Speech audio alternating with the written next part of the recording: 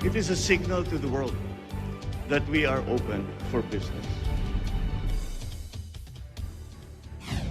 We are now open for business, and this is Cesar Vallejos bringing you yet another episode to guide you in discovering your passion and growing your business as we learn from experts in the field. Sama-sama tayong matuto sa isa na namang makabuluhang usapan tungo sa pagpapaunlad ng inyong negosyo. Ang Open for Business ay mapapanood nyo rin sa Facebook at YouTube, at siguraduhin mag-like at mag-subscribe sa aming social media pages at Net25 TV. Ating alamin at suriin mula sa mga negosyante, thought leaders at mga personalidad sa iba't ibang larangan ang mga strategies, trends at mahalagang karanasan sa pagninegosyo dahil tayo ay open for business!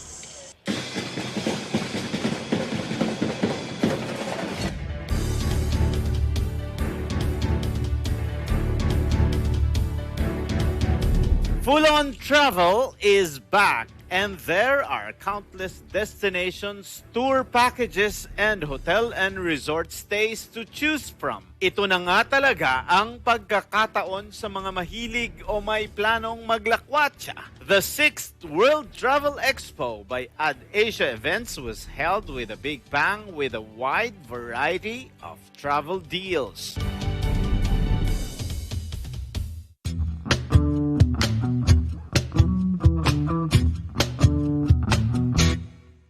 Ang Quezon City, sarap panoorin. Sa Quezon City, balay tawag gagawin. Kaya sa Quezon City Show, sumama na lahat tayo. Sa Quezon City, sa Quezon City. Kung ika'y lonely, wala kang magawa. Walang magawa daw, sa Quezon City, sa laptop ka matatapa. Kaya buksan ang TV nyo, sa Quezon City na tayo. Sa Quezon City, sa Quezon City. Buong pamilya, pati ang barkada, kuya, ang inyong aso, pati inyong mga pusa. Magsama-sama tropa nyo, sa Quezon City na tayo. Sa Quezon City, sa Quezon City. Okay nga eh. Yun. Okay. Ang mga pinakamainit na isyu, pangyayaring nakaapekto sa lipunan, mga kaganapan sa politika, tatalakayin, lilinawin. Dito sa Saganang Mamamayan, kasama si Jen Sobardiaga. Ano ang nangyari sa 12 bilyong pisong alokasyon para i-modernize ang sugar industry sa Pilipinas? Nelson Lubao. Pagka gasolina, pagka diesel, kung kailan nila gustong itaas, itinataas. So, Paano naman itong pamasahe? At mga espesyal na co-host, Congressman Rodante Marcoleta. Kapag hindi natin define kung ano talagang ibig sabihin ng karapatang pantao, mawawala kayo, pati yung education sector ninyo. Totoo. Anong i-educate mo kung hindi mo nalalaman? Senador Francis Tolentino. Lahat naman po tayo ay adhikain na mamuhay sa isang mapayapa, tahimik na lipunan. ayan, opo. Lahat ay nagkakasundo-sundo. At Benny Antipor. Yung kakulangan ng tubig, yung tagaraw.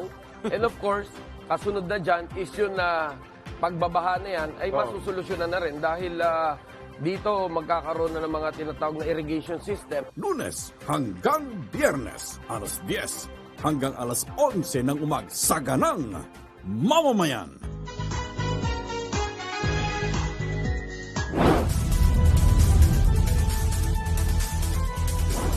Kung kayo ay may kilalang grupo o individual na may natatanging paraan na pagresponde, iparating sa amin sa pamagitan po ng text sa 415-1035 o mag-email sa responde@net25.com. Pwede rin kayo magpadala ng mensahe sa ating Facebook page at Net25TV. Hintayin po namin ang inyong pong mensahe. Mapapanood nyo kami sa mga sumusunod na mga channels.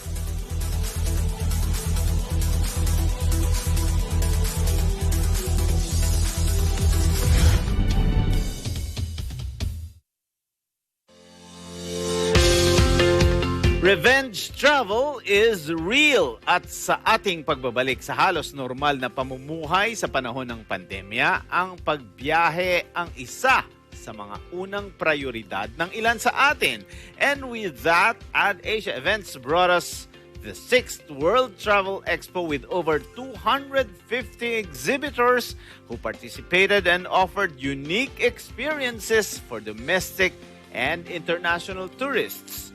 Ang expo na ito ay naging isang paraan upang makatulong sa mga negosyong naapektuhan ng pandemya pati na rin sa pagbangon ng ating ekonomiya. And we will not be left behind. We were on board to give you some of the interesting offers in town only here at Open for Business.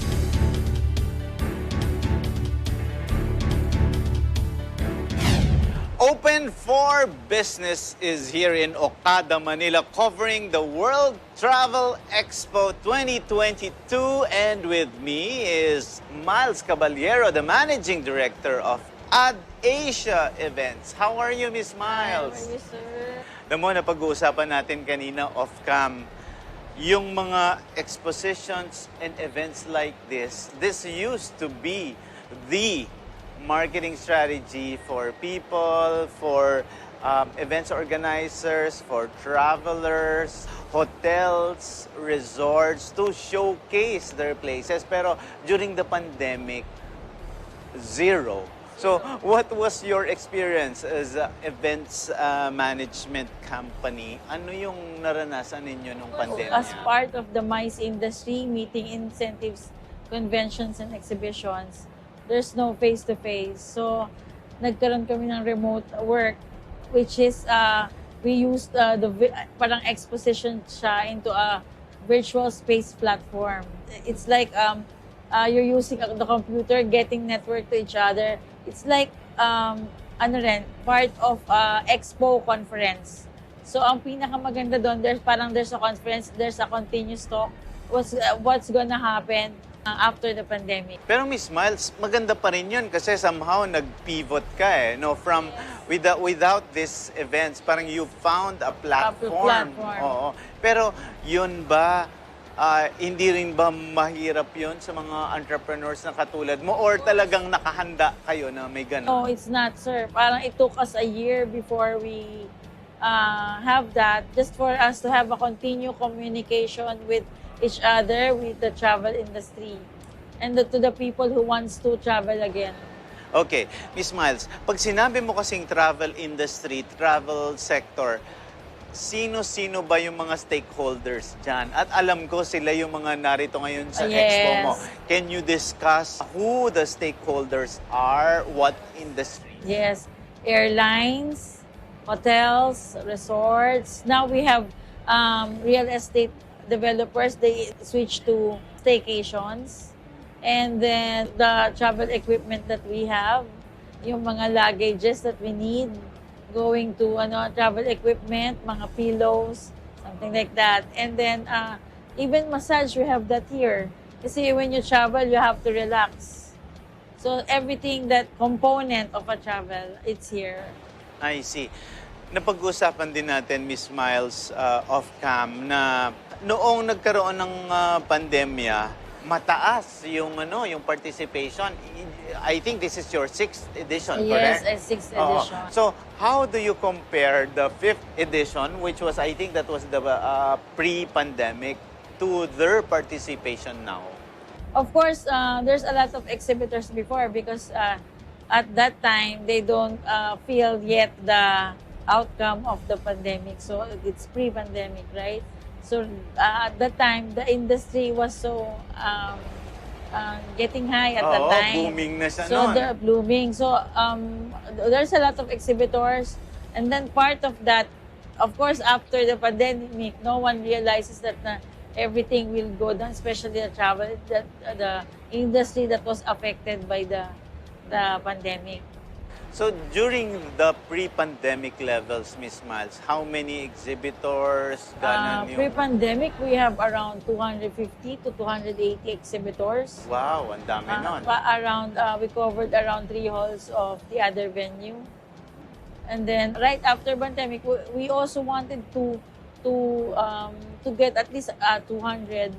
And then we just reached 150 to 180, which is a good number. Yeah, it is still a good number. Yes. You know, for the reopening of the economy, it's still a huge number. Yun ba, pero ngayon ba nararamdaman mo rin na bumabalik na sila? And syempre, even the president, di ba, in his state visits, he is saying, even the Philippine Business Conference, the theme was the Philippines is ready and open for business. So, is this also the sentiment of the exhibitors? Yes, because they feel the demand from the visitors itself. They wanted to travel again. There's the revenge travel. We've been locked down for 2 years. Now we're getting back. So the reason why they can feel the demand. Mm-hmm. Okay. Now, Ms. Miles, during the pandemic, we know that consumers' habits also changed, di ba? And there were needs before the pandemic and during the pandemic that have to be addressed now, di ba? Meron naman yung mga wala namang consumer demand dati, pero biglang nagkakaroon. So, in your observation, ano yung mga changes dun sa consumer behavior at may mga need ba na bago na kailangan i-address?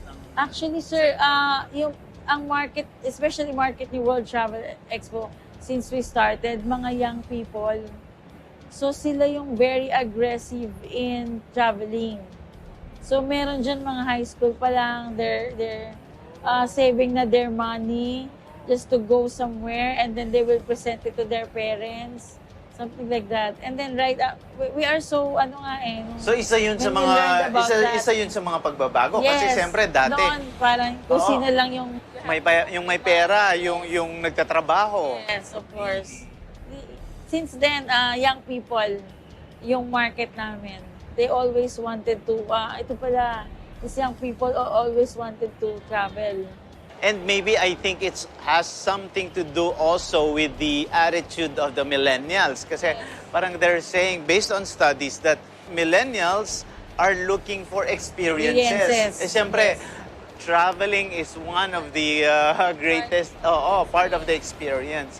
So, in addressing this, Ms. Miles, parang what are the packages or what are the services of your company that you think adapts to this new demand for travel from the younger sector? Of course, we are still the bridge as the organizer of the event.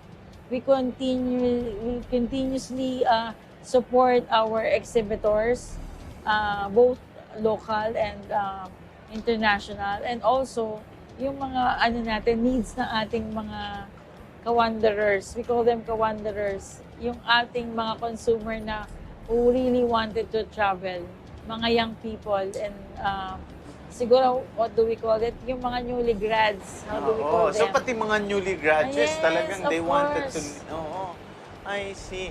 So tama, kasi Ms. Miles, parang nababalitaan din namin na kung wala pa silang purchasing power, pero sila yung nag-i-influence, sila yung influencer. Ganun ba yung Yes. Ganun ba yung observation? Yes, or sila yung nagsisave. I need to save this, and then after that, of course, after a time, they will tell their parents, let's travel, I have my earnings. Wow. I can pay for this. Or they can, parang they can pull in na, di ba? Yes. Okay, I have this money, just add to it. Okay. So, another question, Ms. Miles, is on this. So, when you go into the creation of the experience, di ba? Siyempre, mamimili ka ngayon ng mga lugar. yung napansin din natin, siyempre naapektuhan tayo ng mga geopolitical events, situations, what's happening in Ukraine and Russia. How is it affecting somehow the travel industry? Of course, people, they're scared of going out pa rin. So we are focusing into Asian countries muna. And of course, there's US and Europe are also aggressive. But normally, we really this event is really for local muna. We are focusing on local this year. Wow, that's a good strategy. At you know naman, the Filipinos, they always start na let's go local, and then let's travel locally, and then makikita mo lang, there are a lot of tourists coming in because they are the ones inviting these people to come to the Philippines. Yes. So that is a good strategy, Miss Miles, kasi di ba yung iba nga dahil sa gulo sa ibang mga bansa at saka because of the global recession, di ba, that were sabi nga nila, parang yung inflation nga daw dun sa mga mayayamang bansa.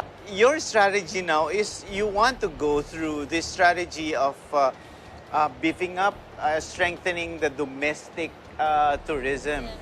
Ito ba ay talagang sinadya nyo ring gawin? At pagdating naman sa Pilipinas, ano yung mga gustong puntahan ng mga consumers? Meron ka bang nakikita na, sawa na kami sa Boracay, sawa na kami sa Bohol, or parang naghahanap ba sila ng ibang areas, or yung traditional pa rin na puntahan, yun pa rin ang gusto nilang mapuntahan? Sir, kasi since nagkaroon tayo ng lockdown for 2 years, of course, sinabi nila sawa na sila sa Boracay.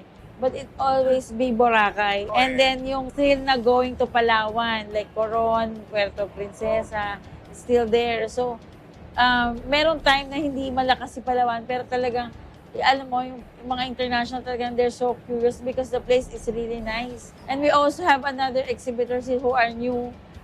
She told me, yung sa Ifugao, parang that would be the Boracay of the North, I guess. Wow! So ito yung mga there. rice terraces, the fields, rice fields. Ako, nakapunta na ako doon. Talagang napaka-presko talaga. Tsaka very... parang it's communing with nature, sabi nga nila.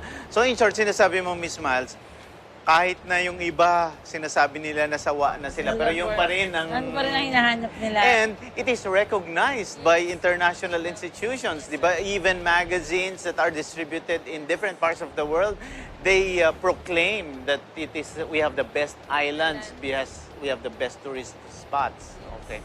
Now, okay, we're running out of time, Miss Miles. Alam mo, marami pang tayong kwentuhan. Pero ano ba yung inspirasyon mo naman na bakit mo patuloy na ginagawa ito kahit na noong panahon ng pandemya, hindi ka talaga tumigil para maipagpatuloy yung business na ganito? Sir, it's always been my passion. I don't know why, but I really want to be the bridge of this business people and also the consumers. Parang ikaw yung middle person. Kahit na apat na gabi ka nang hindi natutulog. Yes. I'm so happy when I see people na their business are getting bigger, getting, parang start up, and then from small, new demands for their business getting bigger. Parang I'm so happy seeing that. Ganun lang. And they recognize you that parang because of your events, they were able to grow. Of course. And then, yun nga sir, especially this baby World Travel Expo. Of course, I really wanted to travel. So, parang passion ko nga aside from organizing events. Ito lang yung time ko for relaxation, yung mag-travel. That's why siguro I'm very passionate in doing this. I see. Gusto mo mag-travel? I'm sure with the World Travel Expo, ang dami mo nang napuntahan. Ano pa ba yung lugar na gusto mong mapuntahan naman na hindi mo pa napapuntahan? So, hindi pa ako nakapag-Europe. So, really? So, and then US, hindi pa. So, more on Asian countries pa lang siya. But, of course, dito muna before we go out of the country. Okay, dito naman sa Pilipinas, ano ang gusto mong mapuntahan at ano ang I'm very share mo? curious to go there nga. To Ifugao. To Ifugao. I see. Because I haven't been there. I've been to Boracay already.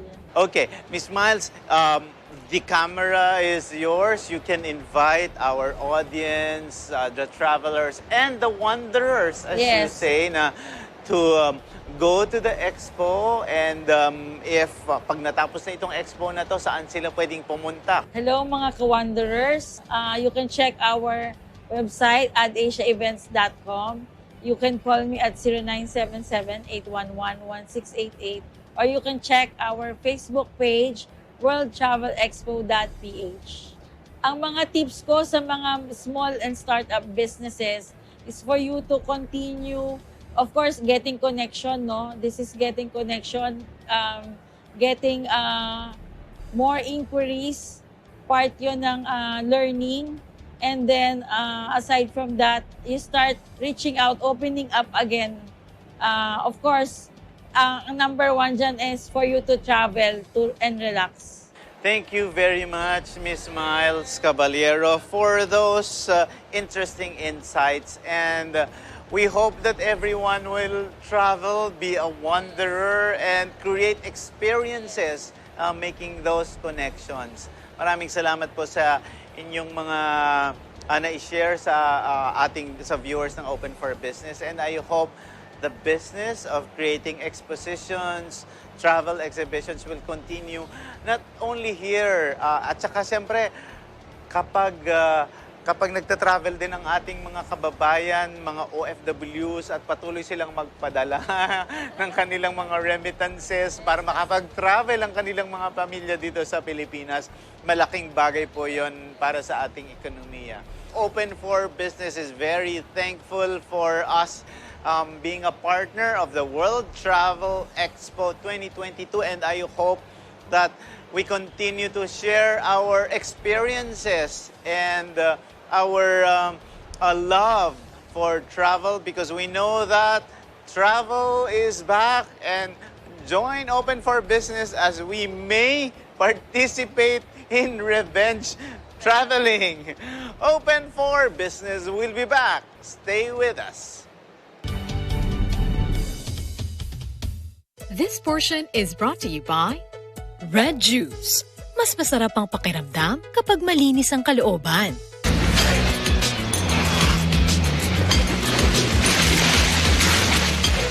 Adventures. Irresistible. Captivating. Sino siya? Abangan sa Net25. Panalo tayo pag together, walang talo pag together. Let's get together sa Net25. Usapang internet connection. Bakit po nananatiling mabagal pa rin ang internet? Subscribe, lack of infrastructure. 30% of our Filipino are not reachable by this technology yet. Posible ba ang Digital Pilipinas? Yan ang hahanapan ng sagot kasama si Atty. Sal Panelo at Dennis Anthony Uy, CEO ng Converge ICT. Sa Counterpoint, tuwing Miyerkules alas 10:30 ng gabi dito sa Net25. Meron din isang Dennis Uy na sumikat.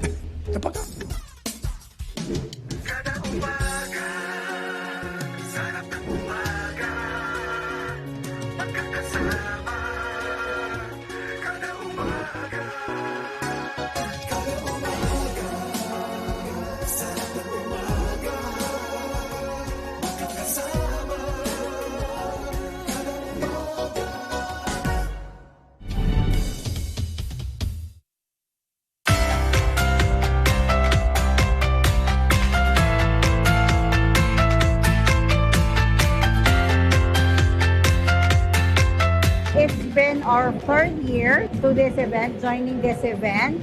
Since first time after the pandemic, we should be physically ready, emotionally immune boosted to explore the Philippines. Lajeunesse Aesthetic Center is a 7-year company.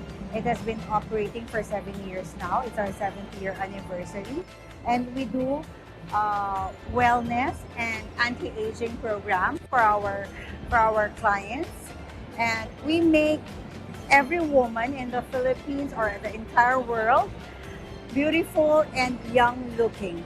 We have services that we offer from anti-aging to weight management. So everything that you ask for, we have it here. From head to toe of every person, we have it here. Men and women can come to Lajeunesse and experience the Lajeunesse lifestyle. We are great. We did great. Okay kami. We survived the pandemic. Amidst all the struggles of pandemic that has given to the world. We have 3 branches. We have one in MOA. It's at 2 Ecom Center, 4th floor of 2 Ecom. And we have one in Santa Rosa, Vista Mall. It's at the 2nd floor. And upcoming soon will be our Trump Tower in Makati. Yes, we would like to invite everyone to come and see us at MOA, 2 Ecom Center, and Lajeunesse Vista Mall at the 2nd floor. It's our 7th year anniversary, so we are giving a 70% off on all services. In World Travel Expo, so we could meet different travel agencies, different peoples around Metro Manila. So in here, Travel Expo, they could get different discounts, so different packages that they could enjoy for their families. For World Travel Expo, we are offering Manila Ocean Park. So for Manila Ocean Park, we have a promo of 5 tickets for only 3,000 pesos. So for the Hotel H2O naman, we have different categories for rooms accommodation po. So it comes also with Manila Ocean Park tickets to buffet breakfast na rin po. So our signature room is the Aqua Room. For weekdays, for only 4,300. They could enjoy also the Bayview Room for only 4,300 also. Right now, Manila Ocean Park is open for business na since the restriction is eased already. So any ages is already accepted in Manila Ocean Park. We are accepting already family days, ayan, events for birthdays, ayan. So accommodation also, we are open na rin po for accommodation.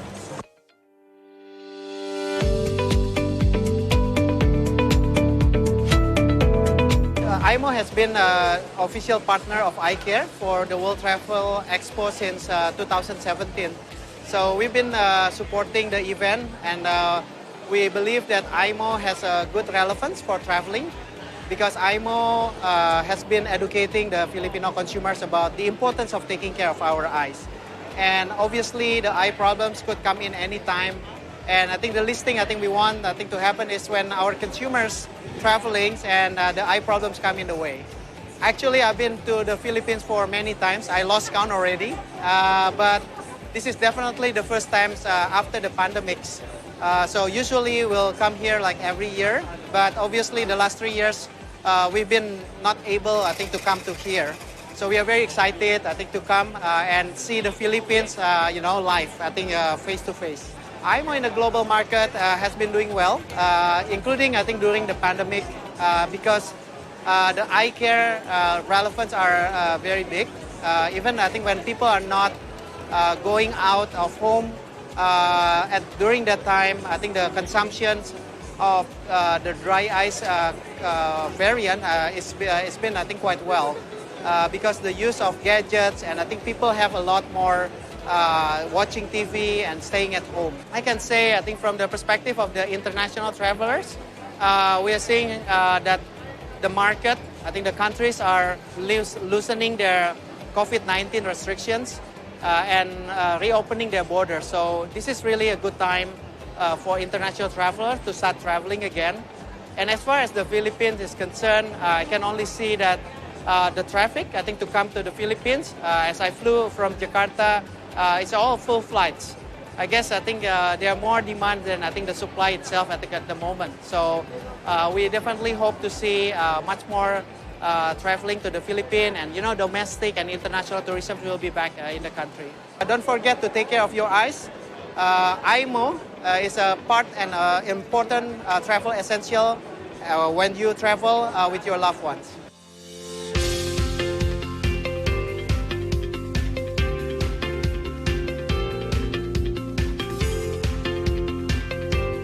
isang business po na nasama po tayo sa Travel Expo, napakalaking break po ito, napakalaking bagay at napakalaking ano po sa ating company. Especially po sa company ng Lorloran about business, lalo na po yung iba na mga naghahanap po ng magandang opportunity, lalo na po yung mga kababayan natin sa ngayon, talagang mga pinagdaanan. Alam naman natin yung mga hirap dahil sa pandemya, pero ang good news po ngayon, sa pamagitan din po nito, especially ng ating Okada na nabigyan po tayo dito ng pagkakataon na magkaroon po ng mapasama po sa ganitong pagkakataon upang mas makilala at makapagbigay po ng magandang oportunidad sa lahat ng tao, especially po sa mga pumupunta rito sa Okada. So napakalaking bagay po. Bakit po? Ang Lorloran po nagbibigay po ng magandang hanap buhay, magandang negosyo na kahit nasa bahay ka lang po, na kahit nasa tahanan ka lang, kahit nasa ang lupalop at kahit ano yung pinagkakabalahan mo.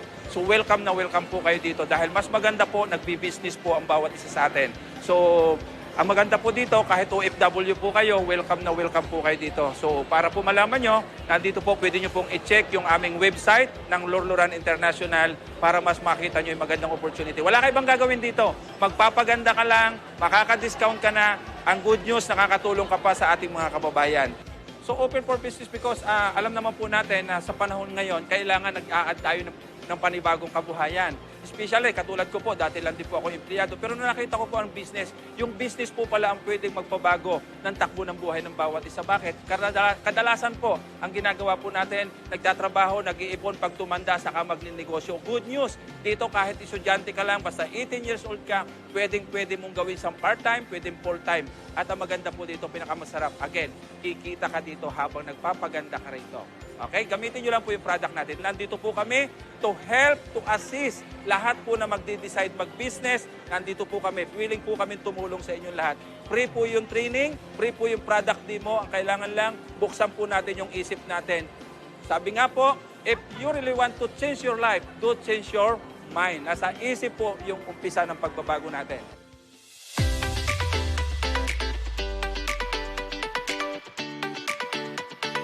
Ang maganda pagka nagpa-participate ka sa mga ganitong exhibit or event is you gain more exposure, especially para sa amin na nagpapakilala pa lang sa market. Just to give you an overview lang about the company, Triton Ventures actually started 45 years ago pa, no? So, we have 3 divisions such as Novellina Cosmetics. Actually, this was started way back pa in Japan.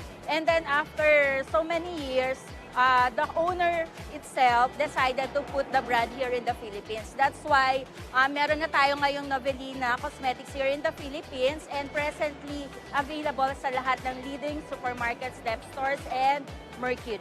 Novellina Cosmetics, available siya nationwide na. Meron kaming Luzon, Visayas, and Mindanao. So may mga sales force din ako na umiikot nationwide. Napaka-importante ng skincare nowadays, especially kahit na kakabangon pa lang natin with the pandemic, no? Pero syempre kailangan hindi kahit sobrang stressful natin, kailangan na maintain pa rin natin yung pagiging maganda ng buhok natin, naalagaan pa rin natin yung sarili natin, mula ulo hanggang paa. That's why Novellina Cosmetics has a hair care and meron din kaming mga skincare para naman makatulong sa lahat ng mga Pilipino na ma-maintain ang kagandahan natin. We have product for always on the go. Meron kaming mga hair care na pwedeng bitbitin nila habang nasa travel sila. And also, meron kaming mga sunscreen para naman sa mga taong gustong mag-travel sa beach or everyday, kahit saan. So, pwede mo siya dalhin anytime, anywhere. Available kami in Lazada, Shopee, and meron din kami Facebook page, Instagram. So, you can visit our website then.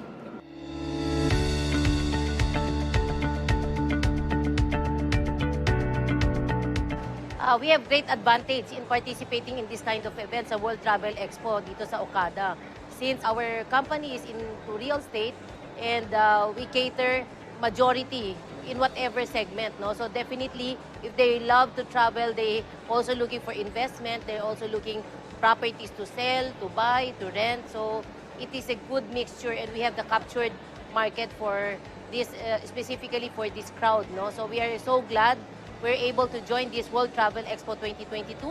Congrats to AdAsia for having this event again. So after ilan years na walang due to pandemic, no, I'm so glad that we are able to join again this World Travel Expo. Our business is into real estate, no? So rehab and my hometown realty. Since that we know that everything caters for real estate, no? Gusto mo mag-umpisa ng negosyo, bibili ka for security purposes. Alam natin one of the basic necessity is shelter. So we provide yung mga properties that are available in the market, and we definitely can give the advice, the proper investment that they're going to have, since we are already 25 years in this industry. So our company, Rehab and My Hometown, have 12 departments. We have the legal, appraisal, property management, leasing, and anything where real estate business takes place. So in this kind of event like World Travel Expo, I believe that the foot traffic is so great, so we will capture majority of the participants, because with this venue na 5,000 plus square meter, definitely marami tayong mga matutulungan ng mga prospect client. Oh yes, definitely. Real estate hub is open for business. As like what other industry is, we are definitely on board, and we are always here for any real estate consultation, advice, investment, or anything about real estate. The 2022 is great, just like even the time of pandemic, because in real estate there's always requirements, there's upgrade, the downsizing, so we can cater whatever flow of the client. We just catch up, and the best is yet to come, and we'll make sure that we will ride all to the next boom of real estate. So I'm so happy. Rehab and My Hometown Realty is part of this event, and we are here at booth 123 and 124. Just visit us for any of your real estate needs, and we will definitely serve you.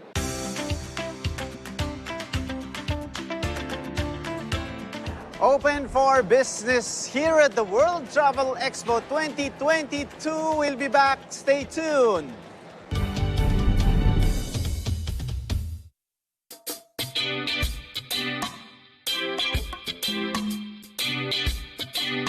Mga pinakamainit na isyu, pangyayaring nakaapekto sa lipunan, mga kaganapan sa politika, tatalakayin, lilinawin. Dito sa Saganang Mamamayan, kasama si Jen Sobardiaga. Ano ang nangyari sa 12 bilyong pisong alokasyon para i-modernize ang sugar industry sa Pilipinas? Nelson Lubao. Pagka-gasolina, pagka-diesel, kung kailan nila gustong itaas, itinataas. Paano naman itong pamasahe? At mga espesyal na co-host, Congressman Rodante Marcoleta. Kapag hindi natin define kung ano talagang ibig sabihin ng karapatang pantao, mawawala kayo, pati yung education sector ninyo. Totoo. Anong i-educate mo kung hindi mo nalalaman? Senador Francis Tolentino. Lahat naman po tayo ay adhikain na mamuhay sa isang mapayapa, tahimik na lipunan. Ayan, lahat ay nagkakasundo-sundo. At Benny Antiport. Yung kakulangan ng tubig, yung tagaraw. And of course, kasunod na dyan is yun na pagbabaha na yan ay masusolusyonan na rin dahil dito magkakaroon na ng mga tinatawag na irrigation system. Lunes hanggang Biyernes, alas 10 hanggang alas 11 ng umaga, Saganang Mamamayan.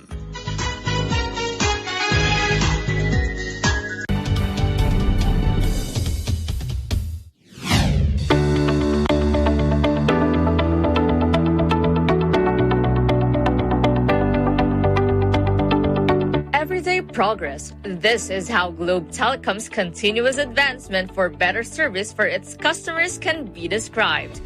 As part of their continuous service distribution to the public in the field of telecom services, Globe Telecom inaugurated the Global Innovation Fest on November 3 at the Globe Tower, Bonifacio Global City.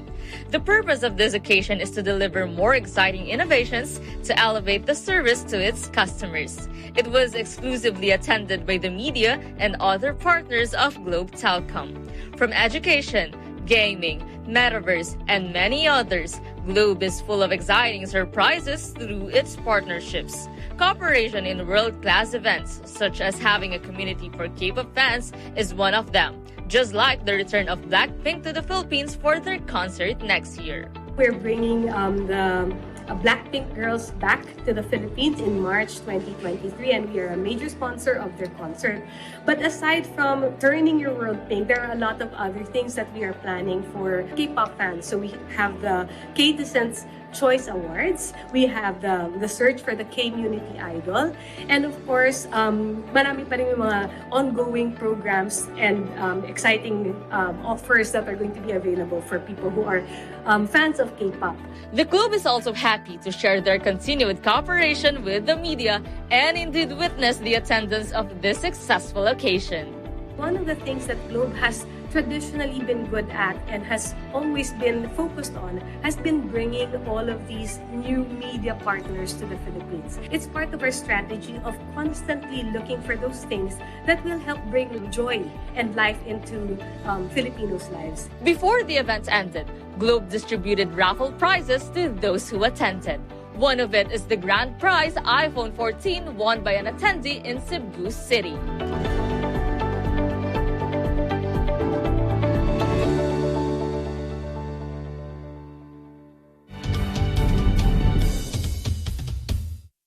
Usapang internet connection.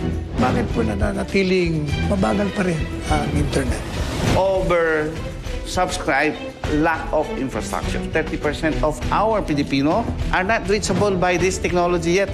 Posible ba ang Digital Pilipinas? Yan ang hahanapan ng sagot kasama si Atty. Sal Panelo at Dennis Anthony Uy, CEO ng Converge ICT. Sa Counterpoint, tuwing Miyerkules alas 10:30 ng gabi dito sa Net25. Meron din isang Dennis Uy na sumikat.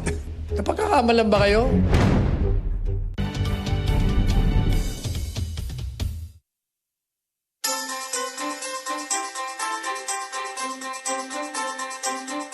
Philippines exceeds its 2022 target with 1.7 million arrivals in October. The Department of Tourism reported that in October alone, international visitor arrivals reached 1,767,791, with foreign visitors on recording passing the full-year tourist arrival target of 1.7 million. In a bid to improve efficiencies and aesthetics of Philippine ports, Tourism Secretary Cristina Frasco said in September that the department is working with the Department of Transportation. Both departments identified priorities, namely NAIA Terminal 2, Cebu City Pier 1, and Davao International Airport. The Tourism Department said that its goal is not just recovery but to also exceed pre-pandemic levels.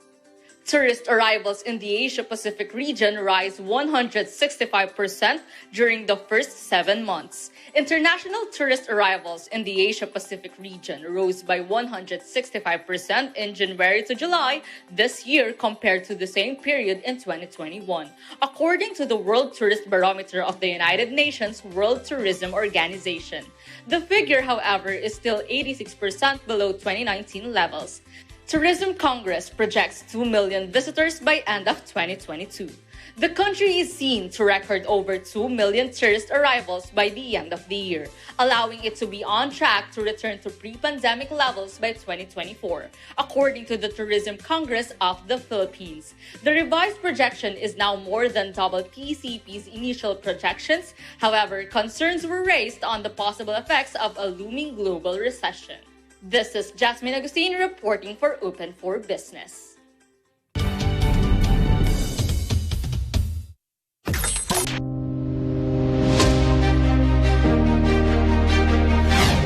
Open for Business is at the helm, digitalizing the construction industry. Despite the rise in construction activities early this year, growth was seen at a much lower pace compared to the same time last year. According to a report by the Philippine Statistics Authority, there were 37,270 approved building permits from the first quarter of 2022.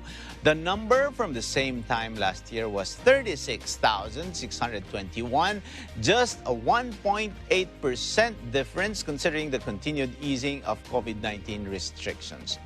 Ang marami sa construction activity sa unang quarter ng 2022 ay residential na may kabuuang halaga na 45 billion pesos. Sinundan ito ng non-residential construction na nasa 35.4 billion pesos. Sa tala ng PSA, nasa Calabarzon ang majority ng projects na sinundan naman ng National Capital Region at Central Luzon.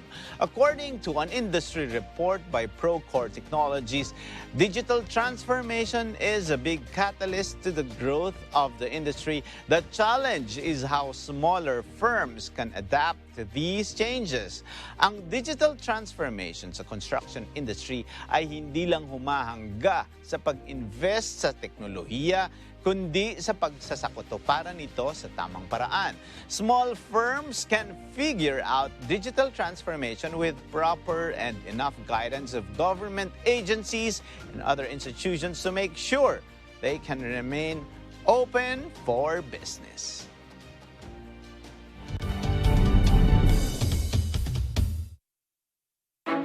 Ito ang Net25 Primetime News. Matatag,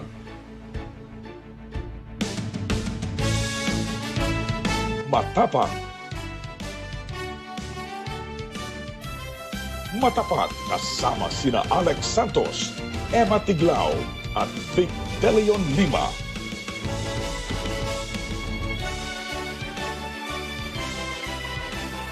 Mata ng Agila.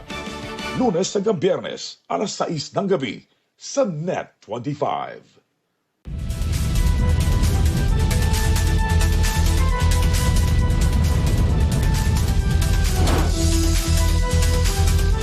Kung kayo ay may kilalang individual o grupo na dapat natin pong saluduhan dahil sa mga natatangi at nakakabilib po nilang responde sa ating pong mga kababayan. Aba, ipadala lamang po ang inyong pong impormasyon sa responde@net25.com o di kaya sa Facebook page at Net25TV at Responde Mata ng Mamamayan FB page. Pwede rin kayo magpadala ng text sa ating pong 0915-415-1035.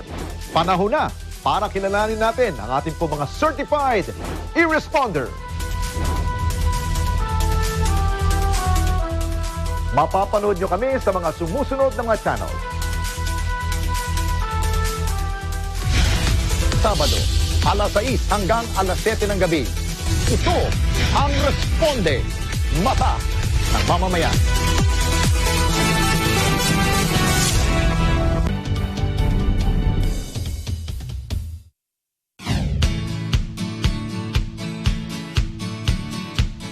Our biz word of the week is revenge travel. It is a slang term for leisure travel that follows a period of being unable to travel. Specifically, the term originated as a way to refer to vacationing following the lessening of COVID-19 restrictions, which had greatly reduced travel. The wandering season is definitely here, and with the success of the 6th World Travel Expo, we expect the travel and tourism industry to regain its foothold in helping businesses to grow as well as the economy. As it is, we are on track to hopefully go back to pre-pandemic levels, and with a continued boost in our domestic tourism, we hope that the industry will be more robust than ever.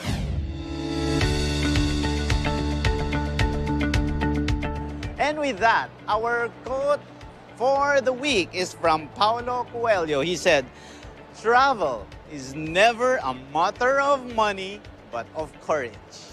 Maraming salamat sa isa na namang oras na pagsama ninyo sa amin dito sa Open for Business. Hanggang sa susunod na linggo, samahan ninyo kaming muli dito sa Open for Business.